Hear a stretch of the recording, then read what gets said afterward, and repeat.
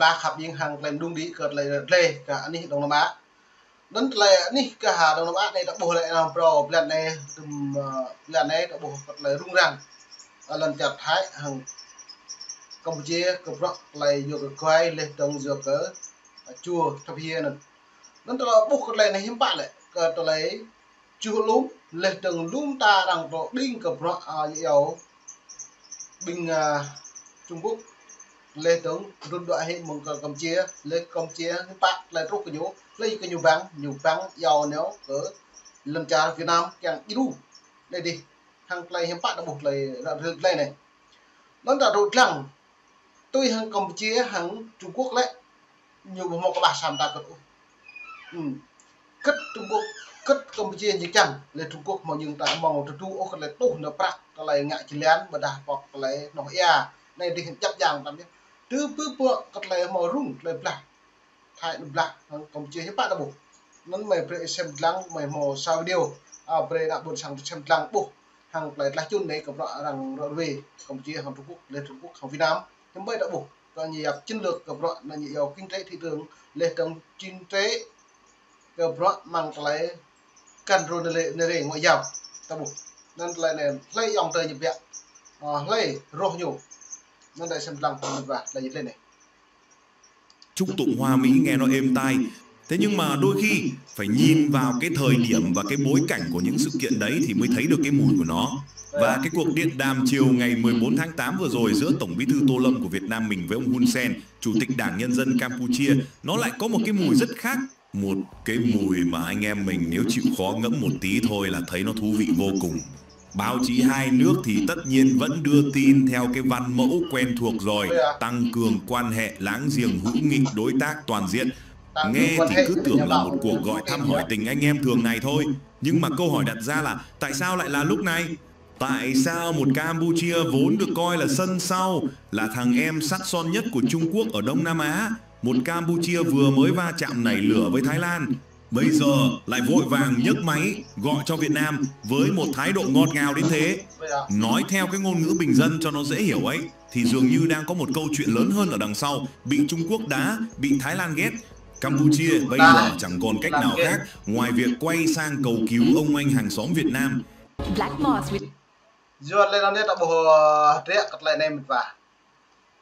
dua nhưng mấy cái tờ lại nhiều tờ lại Trung Quốc đã lên trong Thái Lan Hill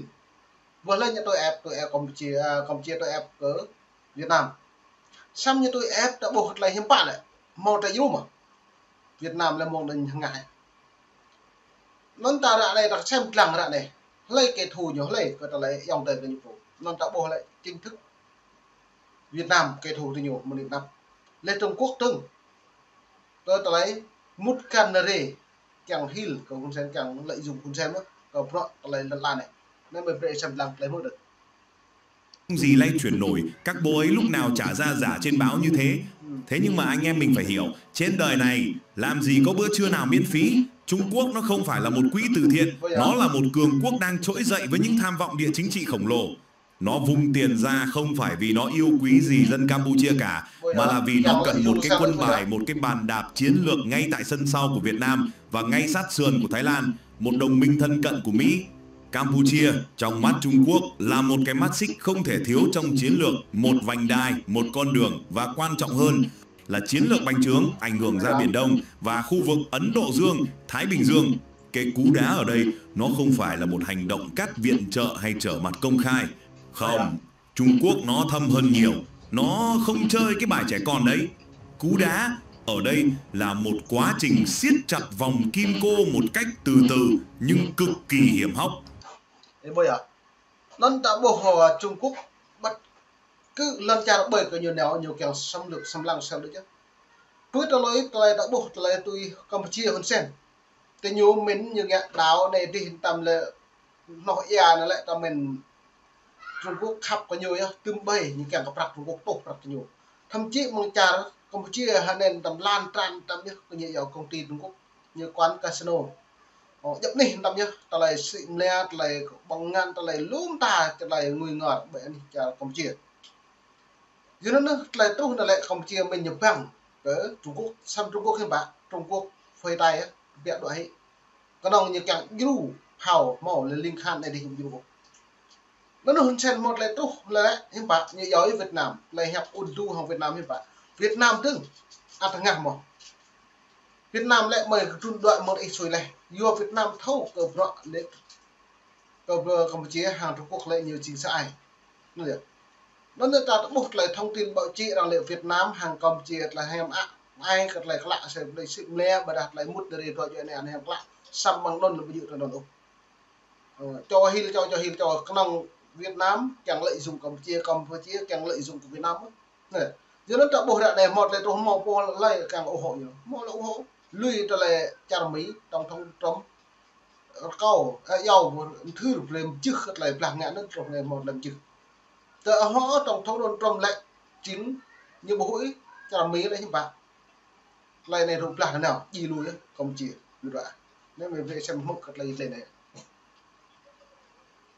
đầu tiên là cái bẫy nợ. Các dự án của Trung Quốc thường đi kèm với các khoản vay khổng lồ. Đến một ngày đẹp trời, khi Campuchia không có khả năng trả nợ thì sao? Thì tất nhiên là phải gán nợ bằng tài sản chiến lược, bằng chủ quyền quốc gia thôi. Mấy cái nước ở châu Phi hay Sri Lanka đã ngấm cái đòn này đến tận xương tủy rồi. Campuchia thừa thông minh để hiểu điều đó. Họ nhận tiền của Trung Quốc mà trong lòng lúc nào cũng nơm nớp lo sợ. Thứ hai, và cũng là cái thứ chí mạng nhất, đó chính là siêu dự án kênh đào Phù Nam Techo.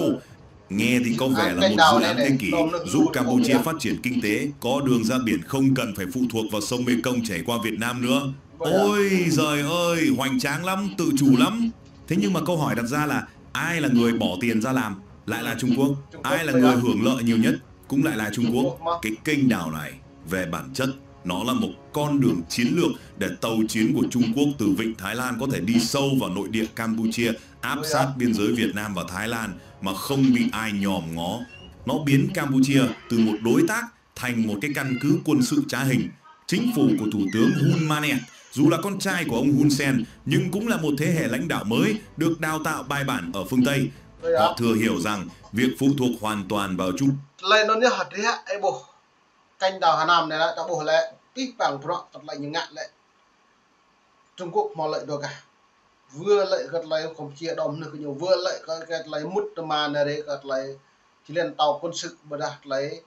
dụ trong cái nằm màu qua cỡ tập lại chỉ lên đáo của Việt Nam của chính duyệt nó nhất là này đã bổ lưu triệt tập lại Trung Quốc như nghe nhiều cái kỹ thuật nhiều lệ như càng luôn cao tăng nhé lần chạm bảy một mạng nhưng mà yếu ra tương bay chạm bảy càng như tổ luôn hàng phần hàng bộ tài nó biết tổ tôi lệ canh đáo Hà Nam này lại tập lại một mà này lại bây giờ pro này như cái thạc suy của nó này tơ từ nhiều tuy Campuchia đi thuê lần thuế bây giờ tập lại công ty một mà lệ từng bây giờ công ty mà màu mà bởi đi Campuchia này luôn nuôi